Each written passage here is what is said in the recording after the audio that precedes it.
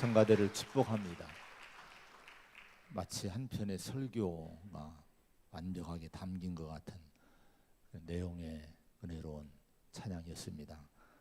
우리 성도는 오직 믿음으로 사는 사람이 성도인 줄로 믿습니다. 어려울 때 그 믿음이 진가를 발휘합니다. 환경으로 살지 않고 믿음으로 손잡고 순종하며 가는 것, 성도의 길인 줄로 믿습니다. 서로 인사합시다. 오직 믿음으로 갑시다. 오직 순종하며 삽시다. 꼭 그렇게 합시다. 뭐 그렇게 사시기 바랍니다. 한 번만 더 인사합니다. 사랑합니다. 힘내십시오. 칼 조세프 쿠셉이라는 분이 당신이 언제 가장 아름답냐? 당신은 웃을 때가 가장 아름답다는 얘기를 했습니다. 당신이 웃으면 세상 사람들이 모두 웃는다, 이런 말도 있고요. 웃음은 장사하는 사업하는 분들 잘 들으세요. 웃음은 매출을 올린대요. 그러면서 웃음이 없는 사람은 가게 문을 열지 말래요. 가게 문을 열기 전에 거울을 한번 싹 보시기 바랍니다. 장로님 거울 보고, 권사님 거울 보고 문 여세요. 싹 웃으면서 문을 다 열으라는 거예요. 매출이 올라간대요. 교회도 성도가 웃어야 교회가 부흥될 줄로 믿습니다. 어려워도 교회 문 나갈 때, 집에 들어갈 때, 시장 걸어갈 때 성경 들고 막 웃으면서 가야 돼요. 저 인간들 왜 저렇게 웃어? 그래도 우리는 막 웃어야 됩니다. 찡그리지 말고. 그 웃음 속에서 주님의 모습이 나타날 줄로 믿습니다. 서로 한번 웃어줍시다 하면서 옆에 분들에게 미소를 줘봅니다. 할렐루야. 가장 아름다워요. 그 모습이 가장 아름다워요. 할렐루야. 얼굴이 확 펴진 것 같습니다. 오늘 말씀은 어느 부자에게 청지기가 있었다고, 종이 있었다고 얘기합니다. 제자들에게 예수님이 비유를 통해 가르친 말씀인데, 근데 여기 나오는 이 청지기는 제목도 나오죠. 좋은 청지기입니까? 나쁜 청지기입니까? 제목이 뭐라고 쓰여 있어요? 옳지 않은 청지기. 좋다는 거예요? 나쁘다는 거예요? 나쁜 사람이란 거예요. 옳지 않은, 부정직한, 불의한 청지기라고 제목까지 붙여놨습니다. 자, 왜 여기 나오는 청지기가 옳지 않은, 부정직한, 불의한 청지기인고 하니, 주님이 얘기한 내용은 이런 얘기입니다. 청지기는 전부 주인의 것을 맡아서 관리하는 사람인데, 이 사람이 막 물질을 함부로 쓰는 거예요. 마치 내 돈인 양 주인의 이득을 가지고, 주인의 재물 가지고 막 펑펑 쓰는 거예요. 그 소문이 주인에게 들립니다. 주인이 찾아와서 내가 이런 소문을 들었는데 어찌 된 일이냐? 너 이제 보던 일 그만하고 앞으로 내가 너 그만두게 할 테니까 정리해라, 이렇게 얘기를 합니다. 해고 통보를 내리게 됩니다. 주인으로부터 해고 통보를 받은 이 종이 걱정이 생긴 거예요. 내가 이 청지기로 있을 때는 잘 먹고 잘 살았는데 이 집을 나가면, 이 일을 내가 이루면은 어떻게 장차 내가 살까? 땅을 파자니 이제는 힘도 없고, 그렇다고 빌어먹자니 부끄러워서 그지 노릇하기도 어렵고, 어떡할까 고민하게 됩니다. 고민하다가 이 청지기가 어떤 일을 벌이게 되는가 하니, 아주 엉뚱한 일을 벌이게 됩니다. 주인에게 빚진 자들을 전부 소집을 해요. 그리고 먼저 온 사람부터 이제 어떤 일을 하는가 하니, 주인에게 빚진 빚을 자기 임의로, 종 주제에 자기 임의로 깎아주는 거예요. 빚장부, 부채 장부를 꺼내놓고 다 지우고 증서를 가지고 온 거 다 없애버리고 물태워버리고 다시 써주는 거예요. 여기 6절에 보면은 기름 100마를 빚진 자가 있는데 그거 지우고 빨리 50이라고 쓰라고 이렇게 시킵니다. 근데 이게요, 우리가 그냥 100마를 또 50이라고 쓰라 이렇게 간단하게 써놨지만요, 이게 여러분 전문가들 해석한 걸 보니까요, 엄청난 액수의 물질을 그렇게 한 거예요. 100마리라고 하면요 1000데나리온쯤 되는데 요즘 가치로 하면 한 1억 원 정도가 된다고 합니다. 그 절반을 뚝 깎아준 거예요. 5천만 원을 자기 힘으로 깎아주고 이걸 탕감해 준 거예요. 그럼 주인에게 5천만 원의 손해를 종 주제에 입혔다고 하는 거예요. 자, 이렇게 오는 사람마다 빚진 자에게 전부 절반을 아니면 20%를 몇 프로를 다 깎아줍니다. 그러면 이 불의한 종이, 옳지 않은 종이 주인으로부터 해고 통보를 받은 후에 왜 이런 일을 했을까?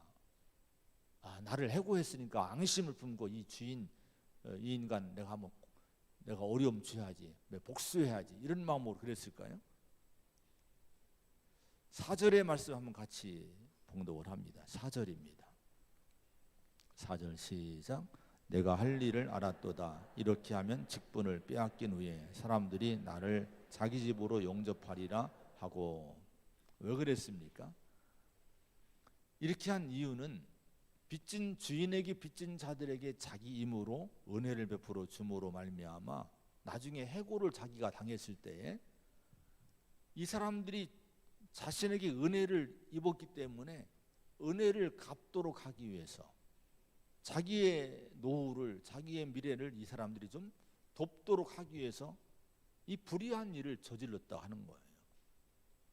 그 종은요, 이 청지기는 주인에게 빚진 자들을 돌려서 자기에게 빚진 자들로 만들어 놨다고 하는 겁니다.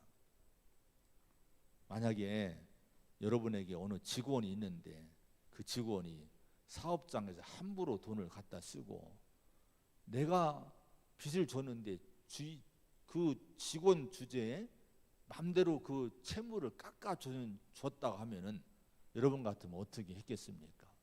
이건 오늘날로 말하면 당장 고발감이에요. 그냥 고발하고 고발당하고요. 요즘 법으로 하면 행령죄로 당장 감옥에 가야 될 상황입니다. 그래서 여기 나오는 이 종이 옳지 않은 청직이 불의한 청직이라고 하는 거예요. 그런데 놀라운 것은요, 결말을 보면 놀라운 결말을 보여주죠. 8절의 말씀을 한번 같이 봉독합니다. 8절입니다. 시작.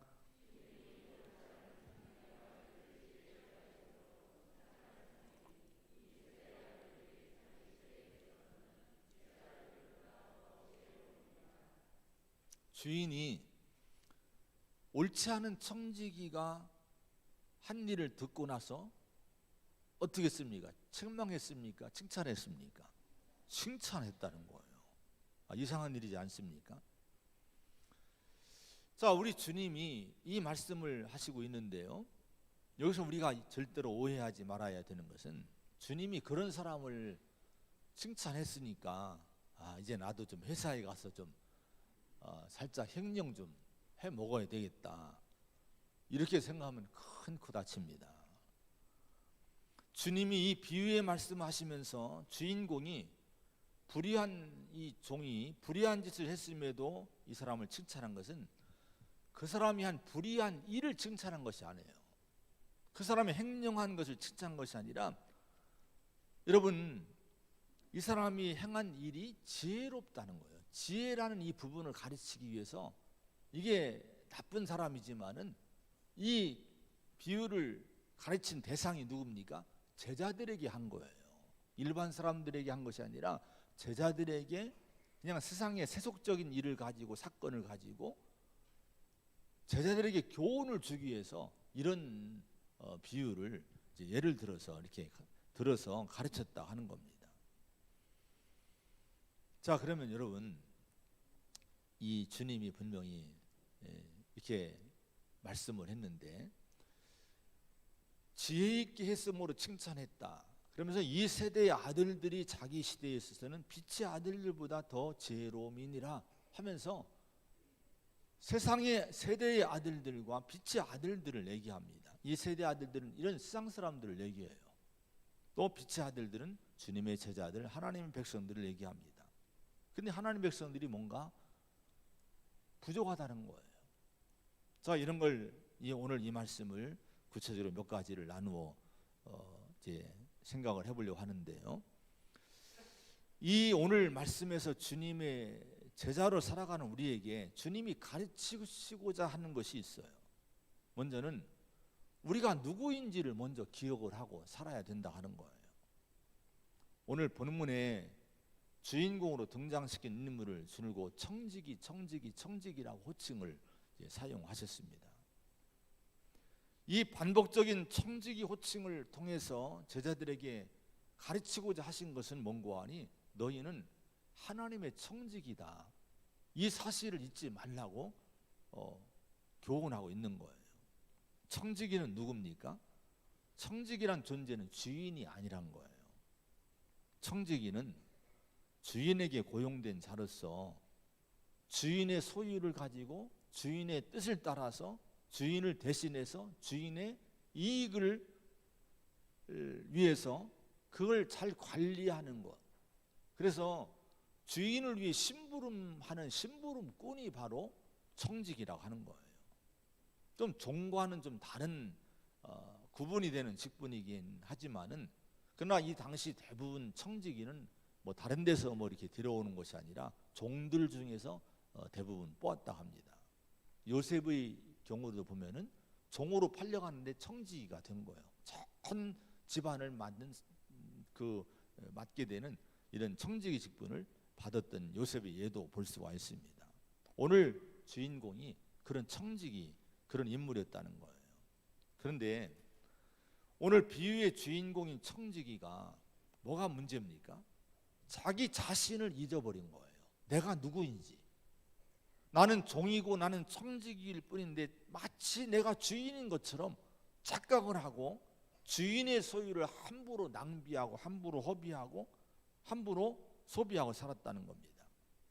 여러분, 우리가 나를 잊으면요, 자기를 잊으면요, 결국은 낭비한 인생이 돼버립니다.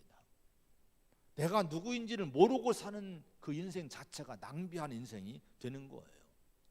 지난주도 말씀 나왔지만 탕자의 인생이 되는 겁니다. 내가 누구인지 잊으면은 어떻게 살아야 하는지도 잊어버리고 삶의 목적도 잃고 방향도 다 잃어버리게 됩니다. 지금 아무리 내가 열심히 살아도, 아무리 내가 재미있게 사는 것 같아도 하나님 안에서 내가 누구인지를 바로 알지 못하고 사는 그 인생은 지금 인생을 낭비하고 있다. 이걸 여러분 깨달아야 된다고 하는 거예요. 우리 자신이 누구인지를 하나님 앞에서 바로 찾기를 축원을 드립니다.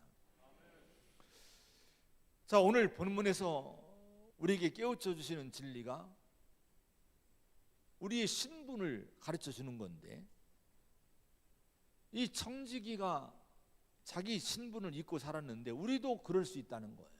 그럼 우리는 누굽니까? 우리는 하나님의 청지기라 하는 거예요.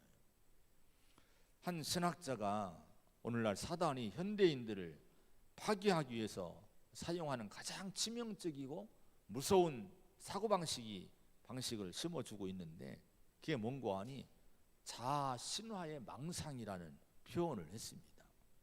이게 마귀가 심어주는 생각이라고 하는 거예요. 사고방식이라고 하는 거예요.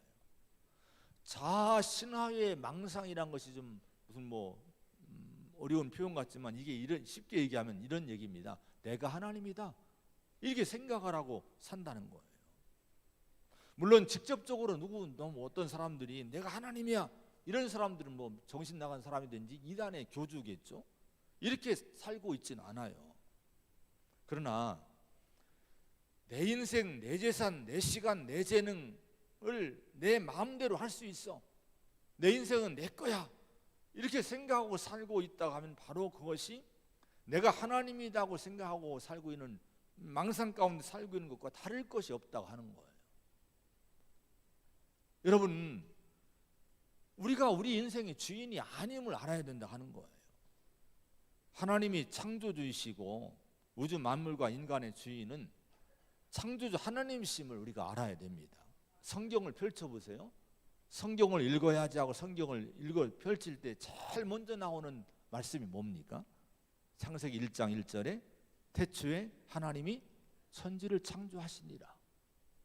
성경을 펼치면 먼저 믿음을 가지려고 성경을 보려면 제일 먼저 일성 한마디가 뭡니까? 하나님이 태초에 천지를 창조했다. 이게 무슨 얘기입니까? 하나님이 세상의 주인이란 거예요. 하나님으로부터 세상이 시작이 됐다 하는 거예요. 그리고 우리는 그 세상을, 하나님이 창조한 세상을 위임을 받아 관리하는 청직이라는 그런 말씀을 여기서 이 교훈 속에 주고 있는 거예요. 성경을 누가 읽습니까? 인간이 읽잖아요. 사람이 읽잖아요. 그 말씀을 읽으면 하나님이 주인이시고 내가 주인이 아니란 걸 먼저 깨우쳐 주시는 말씀이 바로 창세기 1장 1절의 말씀인 겁니다. 시편 24편 1절 2절에 땅과 거기에 충만한 것과 세계와 그 가운데에 사는 자들은 다 여호와의 것이로다. 여호와께서 그 터를 바다 위에 세우시며 강들 위에 건설하셨도다. 이렇게 신앙을 고백합니다. 이런 고백이 성경에 많이 나오고 있어요. 그러면 인간이 누굽니까? 성경으로 볼 때 인간이 누굽니까? 창세기 1장 27절 28절이면은 하나님이 하나님 형상대로 인간을 창조했다고 말씀합니다. 남자와 여자를 창조하시고, 자, 그러면서 이 하나님 형상대로 창조한 인간에게 복을 주시면서 뭐라고 말씀하는 거 아니? 생육하고 번성하여 땅에 충만하라, 땅을 정복하라, 모든 생물을 다스리라, 이런 명령을, 축복의 명령을 주셨어요. 우주 만물에 수많은 여러분 이 존재가 지금 이제 존재하고 있는데요. 물질들이 또 생물들이 존재하고 있는데 그 중에 유일하게 하나님의 형상을 따라 지음받은 존재, 영적 존재로 지음받은 존재는 인간 하나밖에 없어요. 그 인간에게, 하나님 형상을 따라 지음받은 영적 존재인 인간에게 하나님이 뭘 맡기셨습니까? 자기가 창조한 만물을 다스리라는 청지기 사명을 주셨다 하는 거예요. 우리 성도는 반드시 하나님과 우리의 관계 중에서 하나님이 우주 만물과 인간의 주인이고 인간은 하나님이 지으신 세상을 맡아 관리하는 청직이라는 사실을 깨닫고 그 사실을 믿는 믿음으로 살아야 될 줄로 믿습니다. 이게 신앙의 성도의 여러분 자세입니다. 그렇지 않고 그 사실을 모르고 마치 내가 세상의 주인인 줄 착각하고 살면 그 사람은 오늘 본문의 주인공 불의한 청지기처럼 하나님의 것을 내가 횡령하는 불의한 인생을 살게 된다는 거예요. 이게 이 하나님과의 관계가 정립이 안 되면 내가 불의한 옳지 않은 청지기 같은 인생을 살 수밖에 없다는 거예요. 하나님 우리에게 이 몸을 맡겼어요. 또 시간을 맡기고 재능과 물질 등 모든 걸 맡기셨습니다. 또 이런 환경을 다 맡기셨습니다. 자, 이것들은 내 것이 아니란 거예요. 내 몸은 내 것이 아니란 거예요. 내 시간도 내 시간 하시는 이 시간 내 것이 아니란 거예요. 재능도 물질도 내 것이 아니라 하나님이 잘 관리하라고, 한동안만 관리하라고 잠시 맡긴 것이 몸이고 시간이고 재능이고 물질이라 하는 겁니다. 이 모든 것의 주인은 하나님이셔요. 그러므로 우리 성도는 우리에게 있는 모든 것을 내가 잠시 하나님으로부터 위탁받은 것임을 사실 잊지 말고 하나님의 종으로서의 이 여러분 인생을 관리하며 사는 그런 겸손한 성도가 되어야 될 줄로 믿습니다. 2절의 말씀을 한번 같이 봅니다. 2절입니다. 시작. 주인이 그를 불러 이르되 내가 내게 대하여 들은 이 말이 어찌 됨이냐? 네가 보던 일을 세마라. 청지기 직무를 계속하지 못하리라 하니 내가 내게 대하여 들은 이 말이 어찌 됨이냐? 이 불의한 청지기에게 물어봅니다. 주인에게 들려온 소문이 안 좋았던 거예요. 막 주인 돈을 막 쓴다는 거예요. 함부로 낭비한다는 거예요. 자, 오늘 우리는 하나님의 청지기로서 내 삶의 모습이 하나님께 어떻게 보여질까를 염두에 두어야 됩니다. 우리가 청지기로 살지 않으면 오늘 하나님이 나를 소환할 거예요. 나를 불러 세울 거예요. 내게 들려온 이 얘기가 무슨 얘기냐? 내게 보여진 그 모습이 너 어쩐 일이냐? 우리를 책망하는 때가 온다는 거예요. 이런 책망을 받지 않는 삶이 되어야 될 줄로 믿습니다. 고린도서 4장 1절 2절에 보면은 사람이 마땅히 우리를 그리스도의 일꾼이요 하나님의 비밀을 맡은 자로 여길지어다. 그리고 맡은 자들에게 구할 것은 충성이니라, 이렇게 말씀을 고백을 합니다. 사도 바울이 늘 잊지 않고 갖고 있던 마음이 뭡니까? 난 그리스도의 일꾼이란 거예요. 그래서 복음도 하나님의 진리도 내가 맡은 자인데 내 주인이 아닌데, 그래서 맡은 자들에게 구할 것은 충성밖에 없다고 고백을 합니다. 누구에 대한 충성입니까? 나를 위한 것이 아니라 하나님 위해 산다는 거예요. 충성은요. 우리가 여러분 이 몸도 시간도 재능도 물질도 하나님을 향한 충성의 도구로 써야 될 줄로 믿습니다. 힘 있을 때 하나님을 위해 충성을 해야 됩니다. 내가 보던 일을 세마라, 청지기 직무를 계속하지 못하리라, 이렇게 주인이 불의한 청지기에게 통고를 합니다. 이와 같이 우리가 영원히 이 땅에 사는 것이 아니에요. 언젠가 하나님 우리를 불러 세우시고요, 우리를 부르실 때가 올 겁니다. 너 그만해라, 너 그만 살아, 네 인생 계산하고 결산하고 이제 올라와, 이렇게 주님이 통고할 때가 온다는 거예요. 자, 이 불의한 청지기는요, 주인이 내 일을 그만하라고 선고해 통보가 임했을 때에 청지기의 직무는 끝이 나게 된 겁니다. 자, 이 이야기처럼 언제나 우리가 인생을 그냥 사는 것이 아니에요. 내 몸이 지금 건강하다고 건강을 영원히 유지하는 것이 아닙니다. 이 건강도 끝날 때가 옵니다. 여러분, 물질도 여러분 끝날 때가 오고요, 우리의 시간도 끝날 때가 있고 내 인생이 다 끝날 때가 오는 거예요. 학교도 졸업할 때가 오고 인생도 은퇴할 때가 오지 않습니까? 우리의 삶도 죽음으로 인생이 끝나고 주님이 너 그만 와라 할 때가 있다고 하는 거예요. 전도서 3장에 보면 범사에 기한이 있고 천하 만사가 다 때가 있다, 이렇게 얘기합니다. 날 때가 있으면 죽을 때가 있는 거예요. 찾을 때가 있으면 잃을 때가 있고 버릴 때가 있고. 그리고 우리는 여러분 이런 사실 잊지 말고 하나님의 청지기로서 주님이 부르시기 전에 이 땅에서 우리가 맡긴 이 사명을, 청지기의 사명을 잘 감당하고 이 청지기의 본분을 잊지 말고 겸손히 사는 성도가 되어야 될 줄로 믿습니다. 그런 다음에 8절에 보면은 그렇게 말씀을 합니다. 이 옳지 않은 청지기를 칭찬하는데 왜 칭찬했다고 했습니까? 이를 지혜 있게 하였으므로 칭찬했다, 이렇게 말씀합니다. 청지기로서의 성도는 어떻게 살아야 되냐 그러면은 우리 신분이 본분이 뭔지 신분이 뭔지를 알고 그 다음에 지혜롭게 살아야 된다 하는 거예요. 자, 그러면 여러분, 불의한 청지기가 칭찬받은 지혜는 어떤 지혜를 얘기합니까? 이 지혜는요, 다른 지혜가 아니라 미래를 준비한 사실. 이 옳지 않은 행동은 옳지 않았지만 이 사람이 한 가지가 지혜로웠어요. 이 사람이 해고를 받은 다음에 미래를 생각하고 이 미래를 잘 준비한 그 사실, 요 자체가 지혜로웠다고 하는 거예요. 이 부분을 주님이 칭찬을 해주십니다. 그러면서 8절에 이 세대의 아들들이 자기 시대에 있어서는 빛의 아들들보다 더 지혜로움이다, 이렇게 얘기를 여기서 이게 교훈을 하시는 거예요. 자, 세상 사람들을 보라는 거예요. 세상 사람들은 그렇게 내일을 위해서, 미래를 위해서, 은퇴 후를 위해서 필사적으로 악착같이 노후를 위해서 철저하게 준비하고 있다는 거예요. 자, 그런데 문제는 이 짧은 인생을 위해서도 그렇게 악착같이 준비를 하고 불의한 일을 행하면서도 준비를 하고 있는데, 정작 주님을 믿는, 천국을 믿는, 영원한 하나님 나라를 믿는 하나님 백성들, 빛의 아들들은 너무나 무책임하다는 거예요. 이 지혜가 없다는 거예요. 천국을 의식하지 않고 살고 있다고 하는 거예요. 이 말씀을 통해 주님이 제자들에게 하시고자 하는 말씀이 이거예요.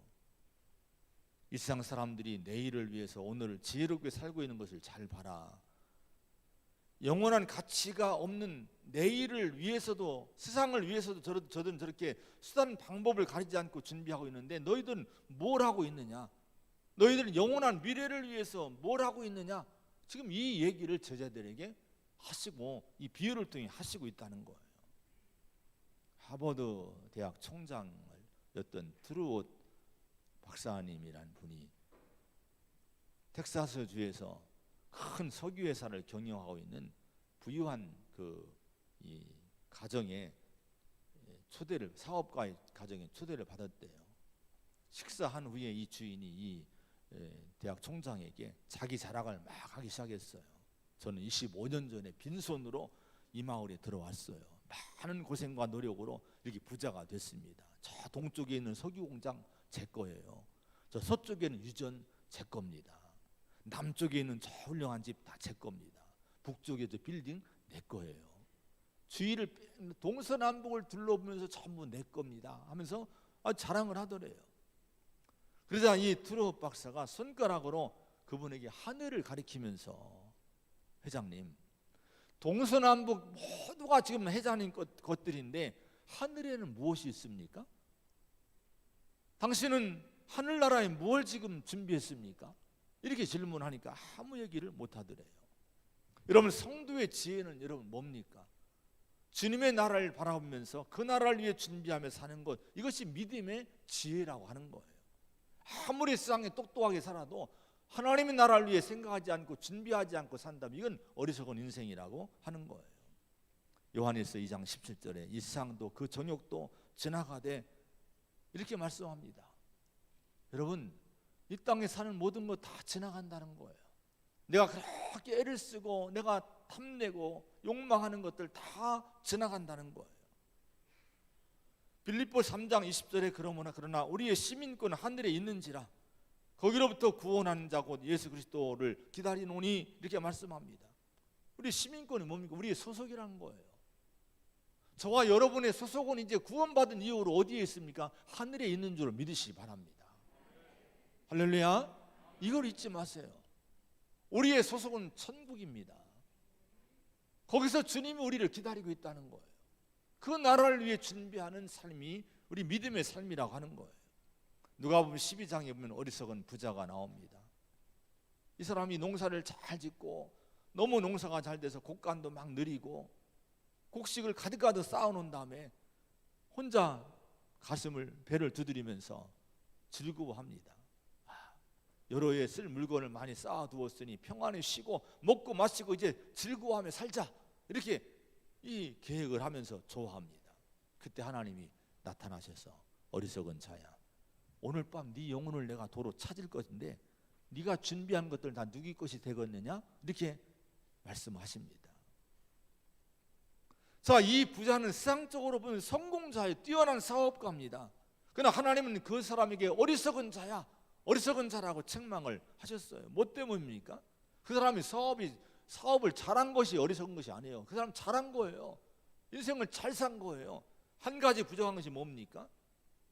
여러분, 한 가지 부족한 것은 하나님을 생각하지 않았다는 거예요. 천국을 생각하지 않았다는 거예요. 우리가 아무리 세상에서 잘 살아도 저 나라를 생각하는 것이 없다면 그 인생은 어리석은 인생이라고 하나님은 지금 책망을 하시고 있습니다. 골로새서 3장 1절에 너희가 그리스도와 함께 다시 살리심을 받았으면 위의 것을 찾으라. 거기는 그리스도께서 하나님 우편에 앉아 계시느니라. 위의 것을 생각하고 땅의 것을 생각하지 말라, 이렇게 말씀을 해요. 자, 오늘 예수 그리스도와 함께 믿음으로 말미암아 다시 살리심 받은 새로운 피조물로 우리가 거듭난 성도가 된 것을 믿으십니까? 그러면 우리가 어떻게 살아야 되냐? 위의 것을 찾으라는 거예요. 땅의 것만 바라보지 말고 우리가 위의 것을 찾고 저 높은 곳을 향해서 나가는 그런 순례자의 삶을 살아가라고 하는 거예요. 이게 지혜라고 하는 겁니다. 오늘 이 지혜가 우리 안에 가득하기를 바랍니다. 이 땅에서 열심히 살지 말라는 게 아니에요. 열심히 살아야 됩니다. 그러나 열심히 살 때 우리의 마음은 어디에 늘 가 있어야 됩니까? 천국을 바라보고 주님을 바라보라고 하는 거예요. 이게 지혜라고 하는 거예요. 마지막으로 이 청지기는 하나님의 청지기로서 지혜롭게 사는 성도는 특별히 물질에 대해서 바른 태도, 바른 가치관을 갖고 살아야 된다는 거예요. 물질이 문제예요. 실은요. 신문을 보세요. 전부 물질이 문제입니다. 돈이 문제예요. 아니 우리가 아니라고 사람들 얘기하지만 실은 그 뿌리를 다 들어가면 결국 물질, 권력, 세상의 것들이 문제가 되는 거예요. 자, 그런데 오늘 성경은 주님은 이 물질에 대해서 여러 가지로 말씀합니다. 9절의 말씀 봅니다. 9절입니다. 시작.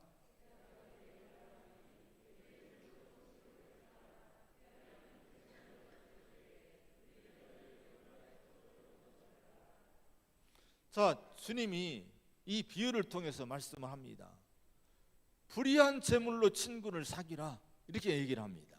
그럼 여기서 재물에 대해서 일단 뭐라고 말씀하시는 거예요? 성경은 불의하다고 얘기를 하시는 거예요. 이 세상 재물을 일단 불의하다고 말씀하셨는데 왜 그러면 재물이 불의하다고 말씀했을까요? 돈이 불의합니까? 실은 물질은 가치가 중립이에요. 가치 중립에 여러분 이 존재가 물질입니다. 근데 왜 불의하다고 주님 말씀했을까요? 실은 왜 그랬는 거 아니? 돈이나 이 물질이란 것이 선하게 사용하면 좋겠지만은 이 물질 때문에 세상에서는 많은 범죄, 많은 불의함이 일어나고 있고, 그래서 이런 것들은 이 물질을 불의한 재물이다 이렇게 이름을 이제 붙여주고 있는 거예요. 신명기 8장 12절로부터 보면 이렇게 말씀합니다.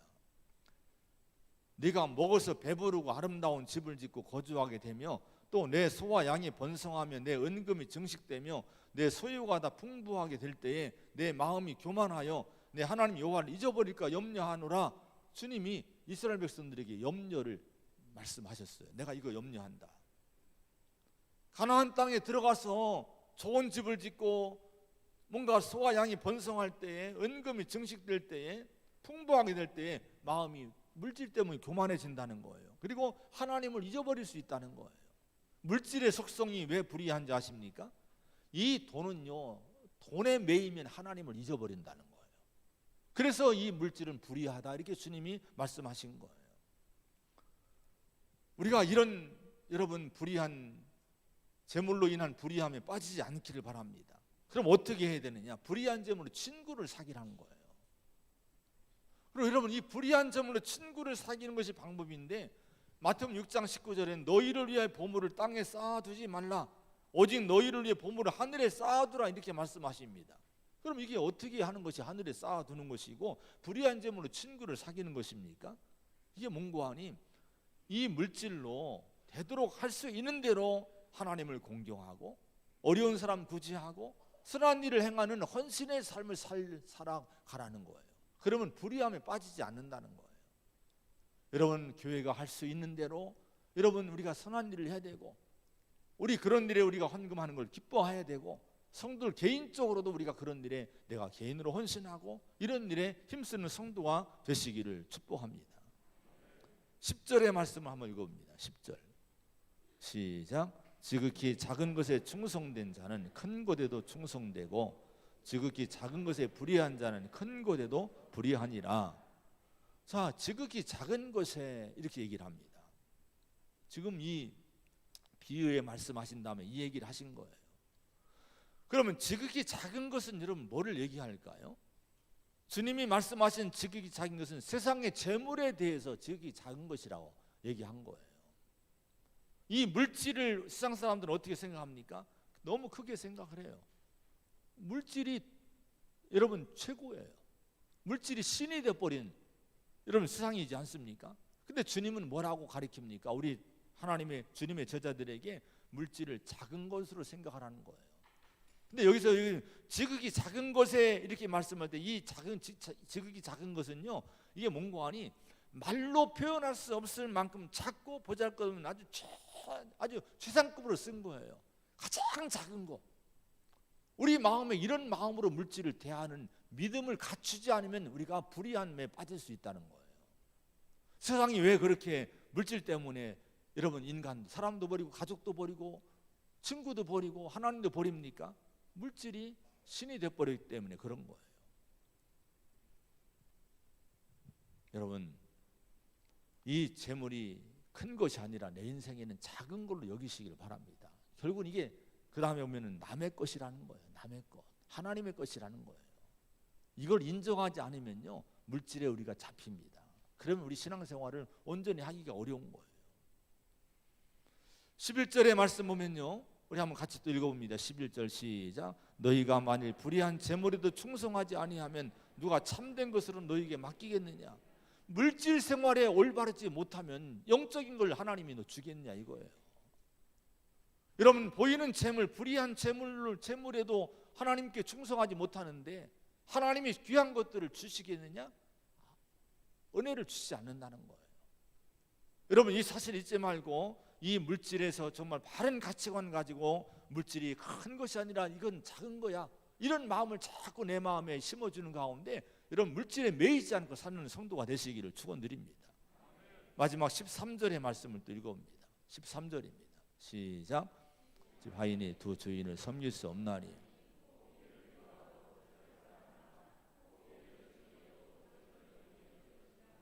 너희는 하나님과 재물을 겸하여 섬길 수 없느니라.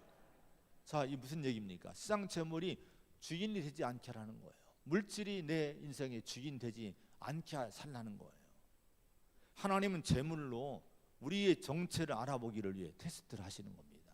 늘 돈 앞에 세워놔요. 물질 앞에 세워놓고 나를 테스트하는 거예요. 내가 주인이니 돈이 주인이니 늘 우리에게 물어보고 있음을 우리가 봐야 됩니다. 이 시험에 우리가 합격을 해야 될 줄로 믿습니다. 하나님, 돈이 내 주인이 아니라 하나님이 주인이십니다. 이걸 신앙으로 고백할 수 있는 성도가 되어야 된다 하는 거예요. 카일 아이들먼이라는 분이 쓴 거짓 신들의 전쟁에서 내게 있어서 물질이 신인지 하나님이 진정한 내 주인인지를 분별할 수 있는 척도가 있대요. 그게 뭔가 하니? 안도감의 원천을 어디에 두는가를 보라는 거예요. 물질 때문에, 물질이 없으면 내가 막 불안해하고 믿음 신앙생활 하면서도 그런 사람은 물질이 신이란 거예요. 물질이 없어도 내가 가난해도 내가 그 어디는 하늘나라하고 찬송할 수 있는, 그 하나님 때문에 찬송할 수 있는 성도는 이 사람의 주인은 하나님이란 거예요. 안도감을 어디에 두냐 이거예요. 그런 다음에 만족의 원천을 어디에 두는가를 보라는 거예요. 그러면 그 사람이 돈이 신인지 하나님이 진짜 주인인지를 알 수 있다는 거예요. 어리석은 부자는 물질 가지고 여러분 만족감을 갖지 않았습니까? 근데 어리석은 자라고 하지 않았습니까? 우리는 사도 바울처럼 다 잃고 감옥에 가 있어서도 나는 하나님의 은혜로 신령한 복을 받은 사람이라고 고백했던 그런 믿음을 우리가 소유하고 살아야 될 줄로 믿습니다. 그러면서 자기 가치의 원천을 어디에 두는가를 살펴보라는 거예요. 내 자신을 어디에 가치를 두고 살고 있느냐. 돈이 없다고, 남보다 가난하고 어렵다고 비참하게 생각하고 열등감에 빠져 산다면 그 사람은 진정으로 하나님 나라의 삶을 사는 사람이 아니란 거예요. 아직도 돈이, 물질이 신이란 거예요. 하나님이 주인이 아니란 거예요. 우리의 가치는 돈 때문입니까?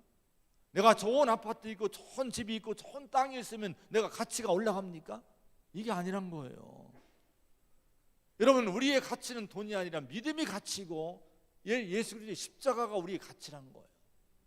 여러분, 내가 예수님 한 분 때문에 내가 열등감을 벗어나고 내가 물질은 없어도 믿음과 천국 때문에 내가 자신감을 갖고 정말 여러분 자부심을 갖고 기쁨으로 살고 있다면 이 사람이 진정 하나님을 주인으로 삼고 있는 성도라고 하는 거예요. 이걸로 한번 알아보라고 하는 거예요. 시편 73편에 보면은 아삽이란 사람이 실족하는 내용이 나와요. 가만히 보니까 악인들이 형통하는 거예요. 악인들이 평안하고 부자가 되는 거예요. 더 건강한 거예요. 나는 하나님 잘 믿었는데 부자도 안 되지, 건강도 하지 못하지. 이거 보니까 막 넘어지고 실족하고 마음이 쓰러진 거예요. 너무 자기가 초라해 보이는 거예요. 세상 사람들 비춰볼 때. 그 고민하다고 하다가 성수에다가 기도하는데 하나님이 뭘 보여주냐? 심판과 종말을 보여줍니다. 나중에 심판과 종말의 때가 오니까 악인들의 그 모든 영광이 전부 일순간에 사라지고 황폐화되는 걸 보게 됩니다. 그때 딱 깨닫게 되는 거예요. 야, 내가 잘못 생각했구나. 그러면서 뭐라고 고백하는 거 아니? 시편 13편 28절에 보면 하나님께 가까이 하면 내게 복이라. 여러분, 하나님께 가까이 하는 이 믿음이 복이구나. 이걸 비로소 깨달았다는 거예요. 오늘 여러분 교회를 떠나기 전에 이 깨달음을 갖고 떠나시기를 바랍니다. 하나님을 이렇게 가까이 하고 예배하는 것이 복이다. 이걸 믿지 않고 이걸 마음에 와닿지 않고 떠나간다면 또 한 주간 그렇게 살아요. 돈 때문에, 물질 때문에, 세상 때문에 그저 남 부러워하고 괜히 초라해지고 욕심내고 탐욕내고 살 수밖에 없는 거예요. 여러분, 바라기는 물질이 내 주인 되지 않기를 바랍니다. 하나님을 가까이 하면 내 복임을 잊지 말고 이 믿음으로 여러분 지혜롭게 청지기로서의 삶을 사시기를 간절히 축원을 드립니다. 기도하겠습니다.